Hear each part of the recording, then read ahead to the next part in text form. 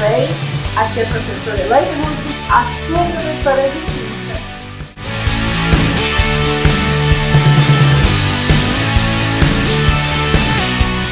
Hoje nós vamos estudar uma unidade de medida muito importante para a Química, que é o mol. Com certeza em algum exercício já ouviu falar do mol, tá? Ele é muito importante para várias coisas na Química, cálculos, tá? Então hoje tem uma aula bastante de conceitos, porque vai envolver muita parte agora quantitativa da Química, tá? Como a gente começa a medir as coisas. Então vamos lá. Quem é que descobriu esse mol? Por que recebeu esse nome de mol, tá? E quem foi a pessoa, né, que descobriu? Foi um italiano, né, um químico italiano, que é o Amedeo Avogadro, tanto que o nome, né, ficou número de Avogadro, em homenagem a ele. E o que ele deduziu?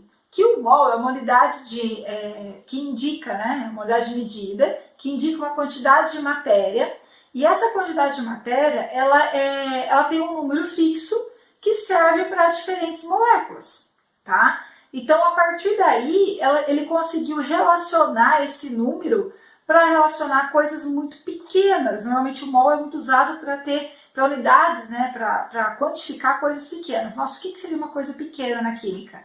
Átomos, moléculas, quantidade de íons, tá? Mas eu posso usar esse número para qualquer outra coisa? Sim, porque ele indica a quantidade de matéria. E a quantidade de matéria, o que é matéria? Matéria é tudo que ocupa lugar no espaço e tem massa, né? Então, desde o elétron tem uma massa muito pequena, então eu consigo até ter um mol de elétrons, um mol de prótons, ou seja, tudo que tem massa eu posso quantificar com o mol, ok? Então, como que a gente usa isso e qual é esse número, né, encontrado por Avogadro? O que ele deduziu? Que esse valor constante, né, que ele encontrou está na ordem de um número de 602,10 a 23. Depois isso foi comprovado cientificamente, né, esse valor, só que para facilitar os cálculos, né, a maioria dos exercícios, vestibular, Enem, todos eles usam um valor de 6,10 a 23, tá? Eles não usam muito 602. Se o exercício pedir para usar o 6,02, vocês usam, combinado?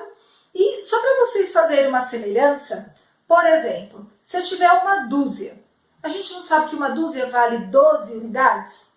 O mol, ele vai ter esse número de um mol vale 6,10 a 23, certo? Unidades. Mas como assim? Como que eu vou relacionar esse mol com alguma coisa? Pera aí, vamos dar um exemplo aqui para vocês para ficar mais fácil. Vamos pegar esse valor de 1 mol, tá? Que ele indica uma quantidade de alguma matéria, e vamos relacionar 1 mol para água, tá? Então, se eu pegar 1 mol, tá, de moléculas de água, quanto que eu vou ter, tá, de moléculas? Qual que é o número de moléculas de água que eu vou ter se eu tiver 1 mol de moléculas de água? Simples. Ele não vale 6,02,10 a 23, só que a gente vai simplificar para o 6. Quer dizer que eu vou ter 6,10 a 23 moléculas. Ou seja, esse número, pessoal, na hora que você olha ele em si, né, em termos de ser um número grande ou pequeno, ele é um número muito grande, tá? Só que na química ele é muito representado para medir coisas muito pequenas, tá? Depois, na hora que a gente começar a relacionar com outras grandezas, com massa, volume, vai ficar um pouco mais claro, ok? Vamos ver um outro exemplo agora. Em vez de a gente pegar uma molécula de água, vamos pegar um elemento químico. Então, esse elemento químico, AU, qual que é? É o ouro.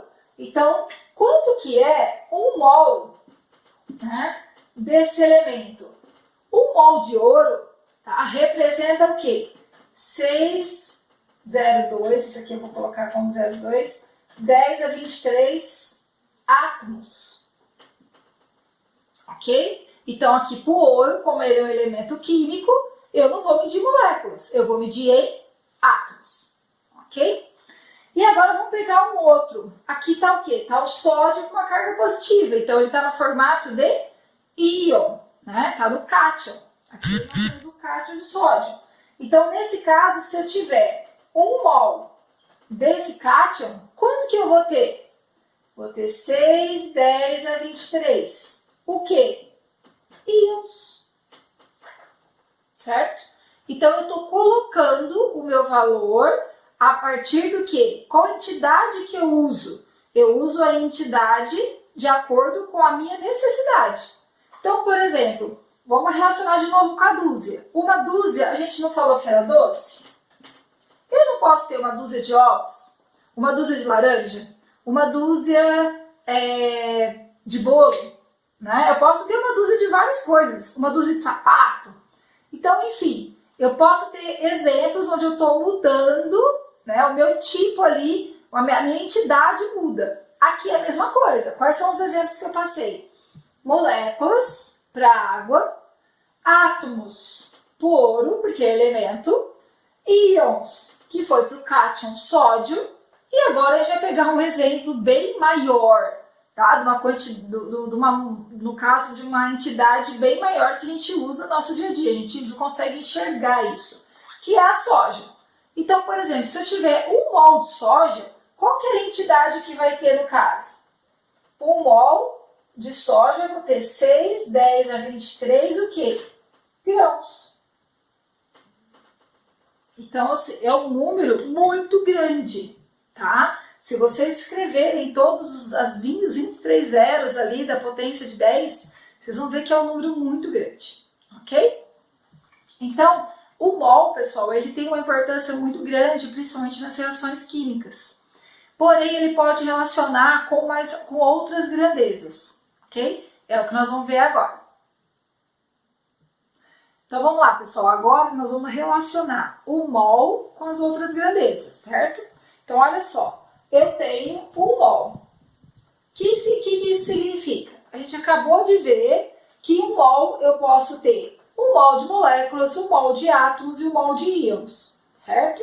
E quando chega na massa? Qual massa que eu posso relacionar com 1 mol, tá? Nós vamos ver daqui a pouco todos os tipos de massa, mas qual é aquela que eu consigo relacionar com mol? É a massa molar. E quando eu penso em massa molar, eu estou pensando em uma quantidade de matéria que vai ser dada por gramas por mol, certo? Então, a cada 1 mol, eu vou ter uma quantidade em massa, tá? Por isso que chama massa molar. E o volume? O volume também, tá? O volume a gente vai chamar volume molar. Só lembrando um detalhe, né, pessoal? Volume, eu só consigo achar volume se for de uma substância no estado gasoso, certo? Então, aí eu tenho que levar em consideração as condições dos gases. Esse gás tem que ser um gás ideal que segue as condições da CNTP. O que é CNTP? É condições normais de temperatura e pressão, tá? E quais são essas condições? Quais são esses parâmetros? A temperatura é 0 graus Celsius e a pressão é 1 atm, ok? Então, como que vai ser esse valor? Se eu tenho um determinado volume molar, tá? E eu estou procurando esse volume molar para 1 mol, eu vou ter um valor fixo que vai seguir a CNTP, ok? Que vai ser um volume de 22,4 litros por mol, tá? Então, ou seja, nós vamos detalhar agora o que é massa molar, o que é massa atômica, passar a diferença de cada um para vocês e depois, a gente, na parte de gases, eu volto a comentar também a parte de volume molar. Combinado? E para começar a fazer essa relação, como que nós vamos determinar a massa de um átomo? O átomo é uma coisa muito pequenininha. Como que você vai lá medir a massa do elétron para conseguir fazer alguma coisa? Ou a massa do próton? Ou da massa do átomo em si? Então fica uma coisa muito pequena, é até difícil para a gente imaginar, né? Então, para conseguir também fazer essa medida, eles precisaram buscar uma questão de comparação, que é o mesmo raciocínio que nós usamos para ter as coisas nossas no mundo macro. Então, por exemplo, Como que vocês sabem que 1 metro mede 100 centímetros? Como que vocês sabem que 1 quilo tem 1000 gramas? Então, essas medidas, elas estão referenciadas a um padrão, né? Então, nós temos um padrão fixo do metro que fala, essa aqui é a medida de 1 metro. Nós temos um peso, né, que está todo protegido, numa caixinha, né, guardado, que também fala, isso aqui é 1 quilo. E a partir daí é feito os seus padrões, né, reproduzindo literalmente aquele padrão que é guardado como referência, tá? Isso no mundo macro. Agora, como que nós vamos fazer isso no mundo micro, no mundo atômico, tá? Então, para fazer isso, eles escolheram o elemento mais abundante da atmosfera, que é quem? O carbono, tá? O carbono 12. O carbono 12 praticamente está na gente, está em vários lugares, né, em várias substâncias nossas do dia a dia.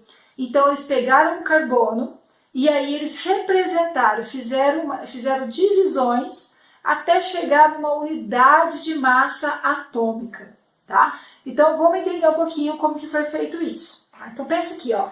Aqui é uma representação do átomo de carbono. Esse átomo de carbono foi dividido em 12 partes, ok? Então, foi dividido ali, tem uns 12 pedacinhos aqui. Pensa numa pizza, olha que delícia. Pensa numa pizza, essa pizza tem 12 pedaços. O que eles fizeram? Aqui, como o carbono é o elemento padrão que nós estamos usando de referência, eu vou pegar um pedacinho dessa pizza, tá? E nós vamos colocar o seguinte, que é 1 sobre 12 avos. Então, 1 sobre 12 avos é o que nós vamos chamar de unidade de massa atômica, tá? Ou, se você quiser representar somente pela letrinha U, também é aceito, ok? Então, essa unidade de massa atômica é o que foi, né, utilizado para determinar a massa atômica de todos aqueles elementos que estão lá na tabela periódica. Então, você já conhece a tabela periódica, sabe que tem vários elementos lá, em determinadas famílias, em determinados períodos, e aqueles elementos têm um númerozinho atômico e tem embaixo dele, né, toda a tabela tem no mínimo essas duas informações, que é a massa atômica. Então, como que eles determinaram aquela massa atômica? Foi por meio dessa unidade de massa atômica do carbono, tá? Vamos fazer um exemplo bem prático. Vamos pegar um átomo de cálcio. O átomo de cálcio, se vocês forem lá na tabela periódica, ele tem uma unidade de massa atômica 40, tá? Então, eu vou colocar aqui na balança o valor 40, que é referenciado ao cálcio. Por quantos pedacinhos dessa pizza aqui, né? Quantos pedacinhos do carbono que eu vou precisar colocar do outro lado para dar o valor que eles acharam do 40? 40 pedacinhos.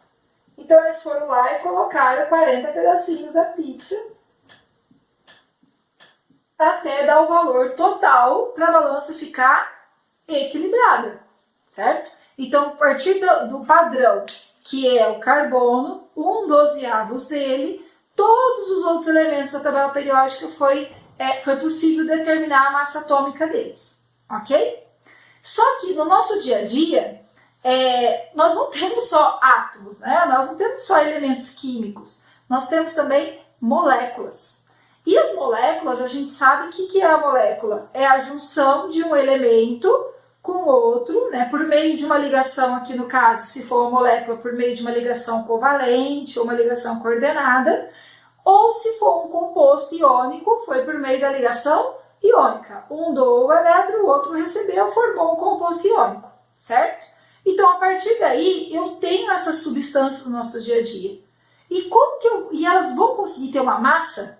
Vão, tá? Só que a gente não vai mais chamar ela de massa atômica, porque agora ela formou uma molécula. Então, quando eu penso em massa molecular, eu estou pensando em uma molécula, certo? E vamos pegar uma molécula que a gente usa ela no dia a dia, que vai facilitar para vocês. Acho que é o melhor exemplo, que é a molécula de água. Então, a molécula de água, ela é o H2O, certo? Então, ela fez a ligação, como a gente já conhece, né? do oxigênio ali e ela se juntou com o hidrogênio e formou ali a molécula de água. Né? Eu tenho os 3 átomos ali que se juntaram.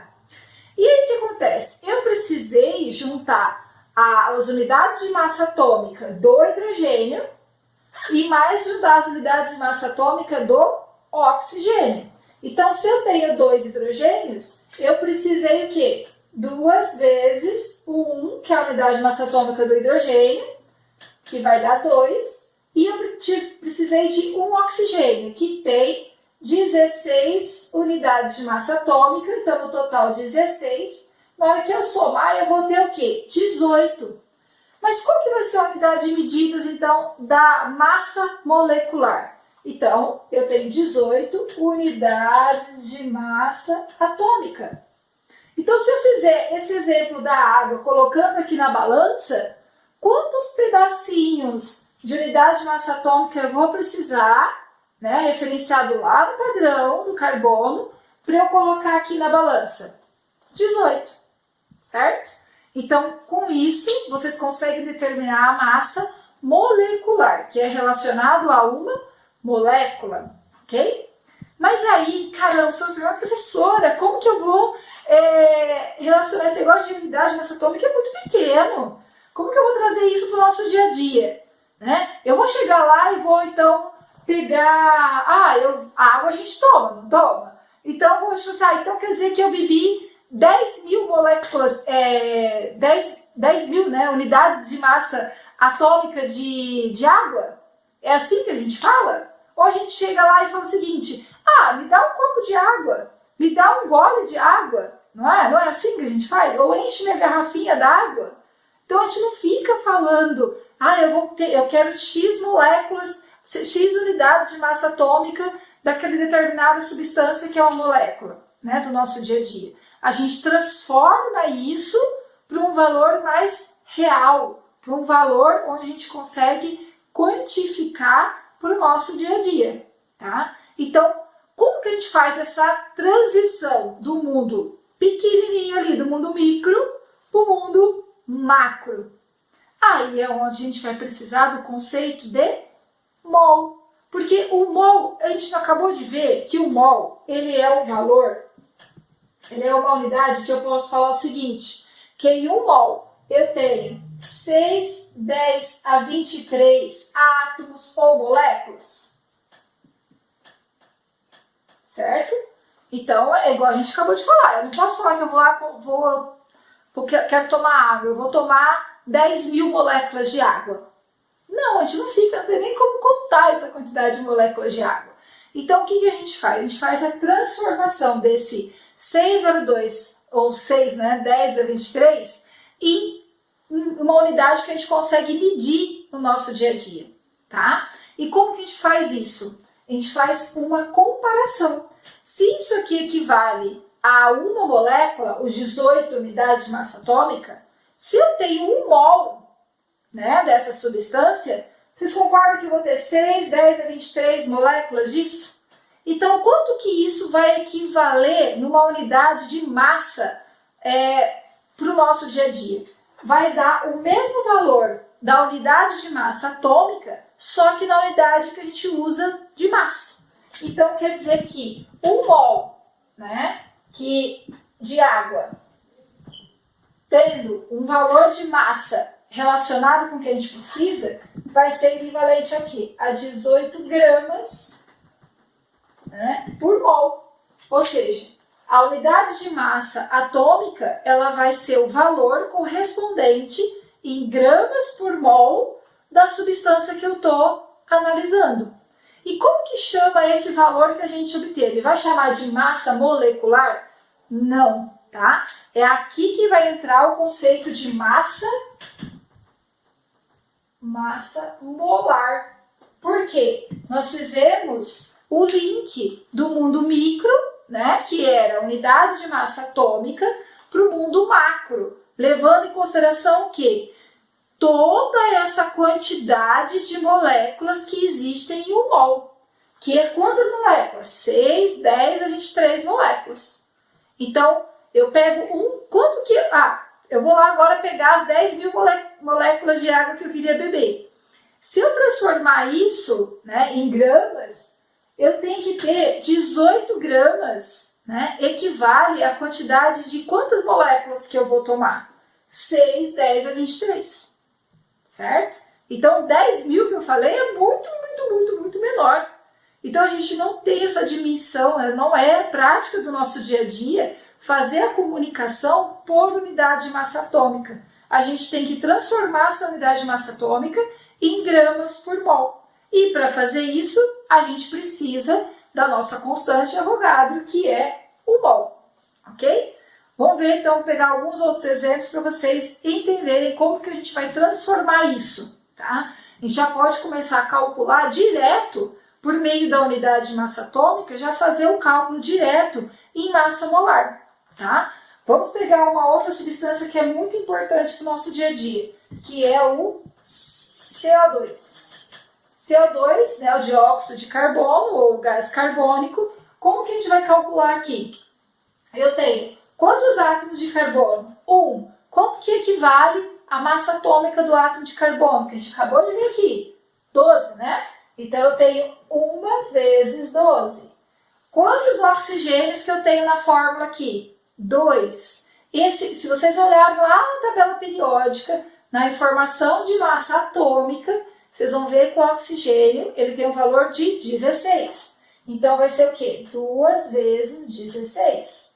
Então no caso aqui vai ser 12 mais 32. No final eu vou ter o quê? 44 gramas para 1 mol de CO2. Então, se eu pegar um cilindro, um lugar fechado e colocar 42 gramas desse gás, eu vou ter quantas moléculas lá dentro?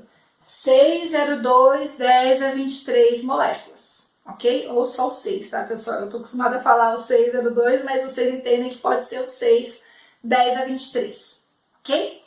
Se eu pegar, vamos pegar um mais átomos, um exemplo com mais átomos. Por exemplo, ácido sulfúrico. Olha só, H2SO4, já tem 3 átomos e esses átomos estão com quantidades variadas aqui de cada um, certo? Então vamos lá. O H eu tenho 2, então vai ficar 2 vezes o 1, então eu vou ter 2. O enxofre, se vocês olharem lá na tabelinha, o enxofre tem massa, unidade, tem 32 de massa atômica. E só que eu tenho um só dele. Então eu vou ter 1 vezes 32. Então 32 aqui.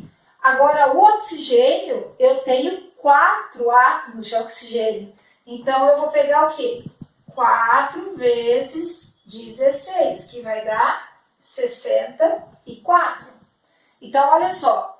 Como que eu vou achar a massa molar, né, do ácido sulfúrico? Eu vou somar todos esses valores, 64 mais 32 e mais 2. E vou chegar no valor de 98 gramas por mol. Ok? Então, ou seja, eu peguei a massa de cada elemento, certo? A massa atômica, somei, porque eles viraram uma molécula, e depois eu considerei qual unidade? Gramas por mol, porque eu estou querendo medir a massa molar. É a massa onde eu encontro quantas moléculas aqui. Quantas moléculas eu preciso para ter 98 gramas? Eu preciso de 6, 10 a 23 moléculas, certo? Então, 6, 10 a 23 moléculas de ácido sulfúrico vão dar uma massa de quanto? 98 gramas, ok? Então, eu espero que tenha sido claro para vocês essa aula, que é muito importante, tá? Desde a parte lá do mol e relacionar essa parte de mol com massa, tá? Volume molar, que a gente viu ali um pedacinho que também relaciona volume molar. E qualquer coisa, pessoal, deixem seus comentários, deixem suas dúvidas e compartilhem para quem quiser essa aula, ok? Muito obrigada, tchauzinho!